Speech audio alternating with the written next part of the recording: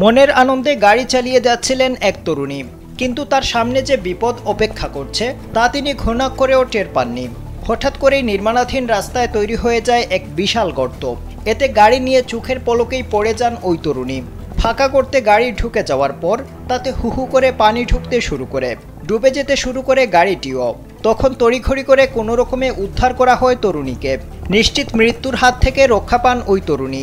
Global নেশনের প্রতিবেদন অনুযায়ী গেল ২৬ জুলাই ঘটনাটি ঘটেছে সিঙ্গাপুরের মতো আধুনিক দেশে। অন্য আর একটি গাড়ির সামনে থাকা ক্যামেরায় ভয়াবহ এই দুর্ঘটনার দৃশ্য ধরা পড়েছে। সিঙ্গাপুরের সরকারি সংস্থা পাবলিক ইউটিলিটিস বোর্ড বা পিইউবি জানিয়েছে, সিঙ্গাপুরের তানচং কাটং রোড এবং মাউন্ট ব্যাটেন রোডের সংযোগস্থলে ওয়ান অ্যাম্বার কন্ডোমিনিয়ামের কাছে হঠাৎ বিশাল সিঙ্কহোল তৈরি হয়। তখন সেখানে রাস্তার কাজ চলছিল। সামনেই এক নির্মাণ শ্রমিক দাঁড়িয়ে গাড়ি চলাচল নিয়ন্ত্রণ করছিলেন, কিন্তু ওই তরুণীর গাড়ি তানচং কাটং রোডে ঢুকে একটু এগুতেই রাস্তায় ধস নামে। তরুণী কোনো কিছু বুঝে ওঠার আগেই গাড়িটি সোজা গর্তের মধ্যে ঢুকে যায়। সিঙ্কহোলটি দ্রুত পানিতে ভরতে শুরু করে, ফলে গাড়ির সামনের অংশটি পুরোপুরি ডুবে যায় পানিতে। ভয়ঙ্কর শব্দ শুনে ছুটে আসেন রাস্তা নির্মাণকারী সংস্থার কর্মীরা।